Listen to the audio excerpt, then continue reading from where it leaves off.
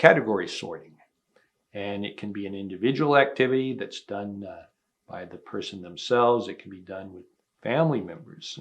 It can be done with a small group or a large group. For a large group, you would have two big signs, labels for categories. So it'd be like on a camp out, not on a camp out. Okay. And everybody has two paddles, yes and no, and they're different colors.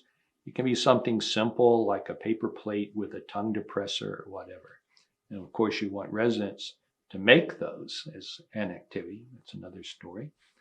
And so the leader of the activity, ideally, at least co-led by a resident or led by a resident, holds up an item. And it could be tent. And then people vote by raising up a paddle, yes or no. Would you find a tent on a campout? And you can have different colors for the paddles. It's pretty quick to see what the majority of the vote is. And that item is put under in this case, at a campout site. And so by making the paddles, by giving them something to hold, by then asking people to use them for voting, you're much more likely to engage people.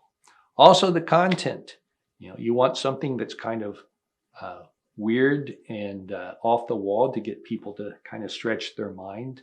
So you might have something like water buffalo.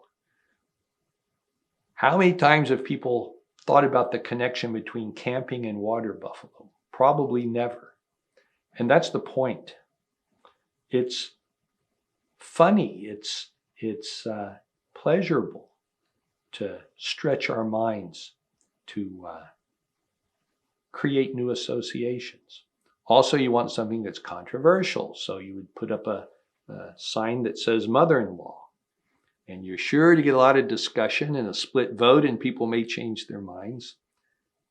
It's not about right or wrong. It's about engagement, which we'll talk about more for that particular principle.